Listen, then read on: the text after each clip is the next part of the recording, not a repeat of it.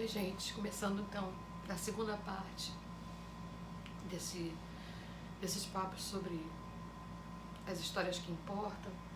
Eu tô aqui com um livro que é até difícil escolher. Eu não sei, eu não sabia muito bem que trecho sugerir para vocês. Também está no Dropbox uma parte dele, não todo porque o livro é muito grande. Esse aqui, ó. A Queda do Céu, de Davi Copenaua e Bruce Aubert. Aqui. Muita coisa assim que eu gostaria de ler, né? Mas eu tenho, sei lá, tem um pouco de receio que fique fragmentário. Vamos ver aqui. Eu vou começar logo com as palavras do Copenaua, né? E no primeiro capítulo, Palavras Dadas, tem uma epígrafe, né, em que ele diz o seguinte: gosto de explicar essas coisas para os brancos, para eles poderem saber. Interessante, acho que eu vou fazer essas... eu vou colocar isso como aforismos, né, pra gente pensar. Tem um momento aqui que ele fala dos nomes. Peraí.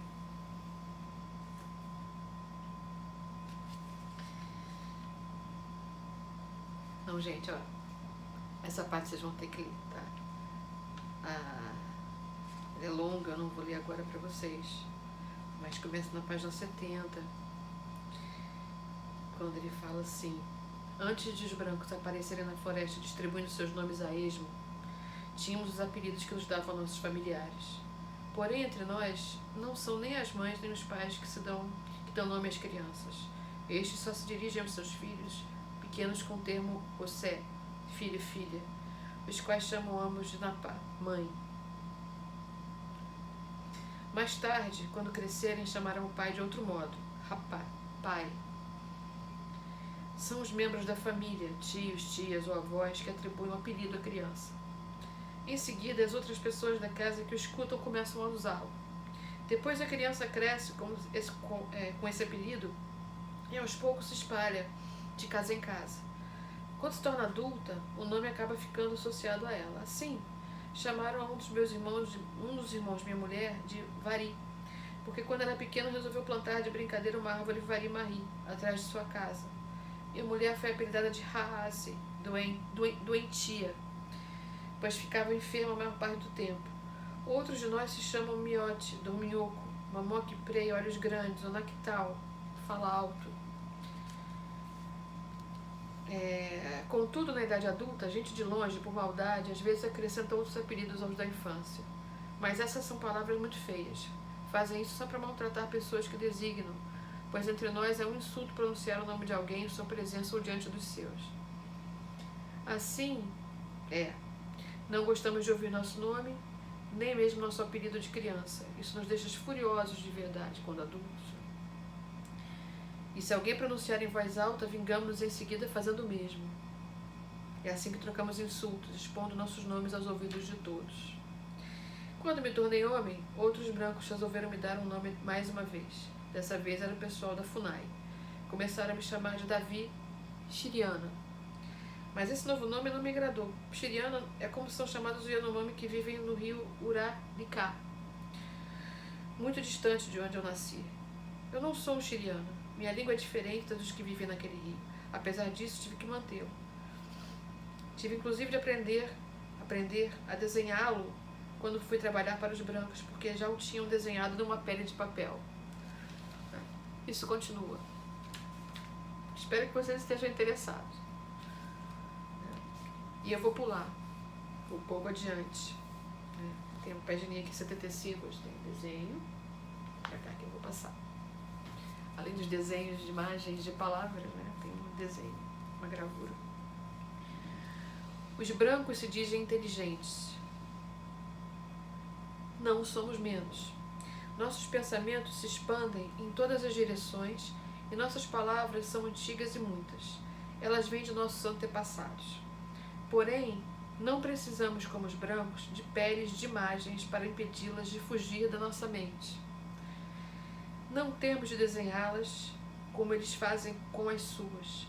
Nem por isso elas irão desaparecer, pois ficam gravadas dentro de nós.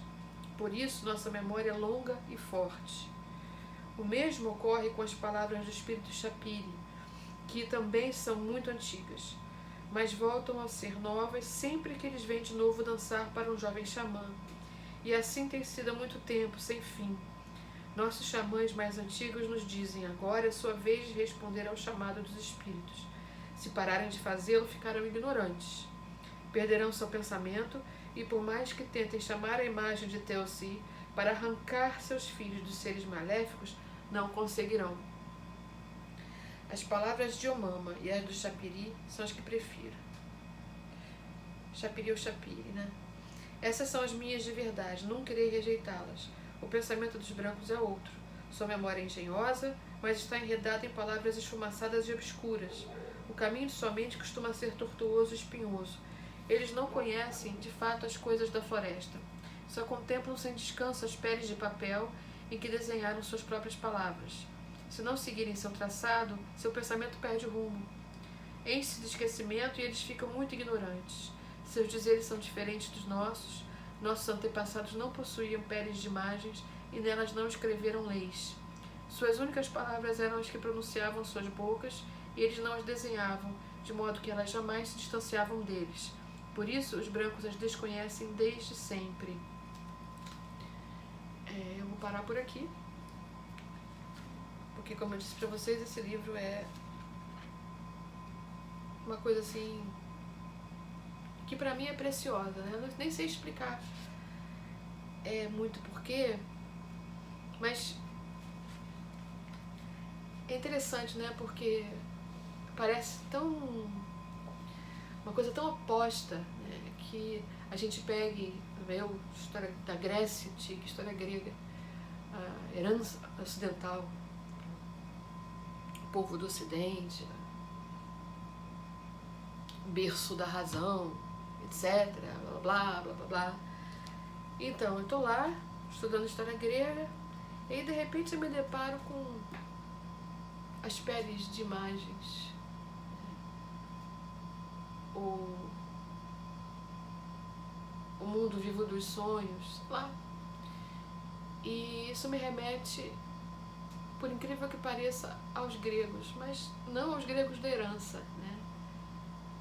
Há outras histórias dos gregos, talvez, outras histórias gregas.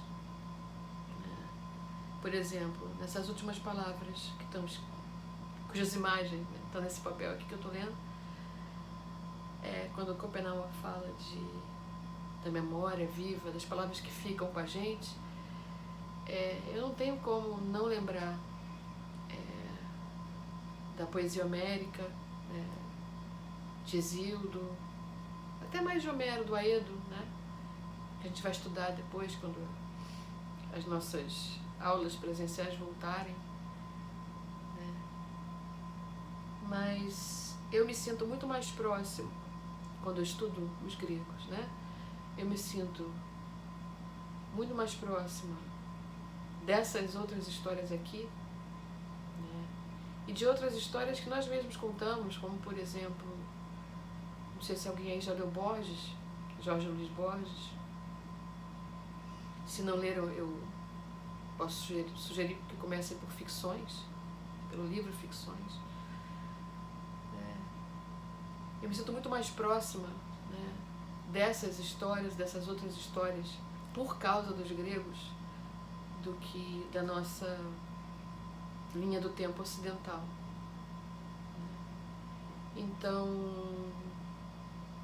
eu queria, na verdade, que vocês também se sentissem um pouco afetados, ou tivessem um pouco essa experiência que é de uma alteridade, né, mas de uma alteridade mais plural, se é que isso é possível, né? Você pensar, não o outro, mas outrem.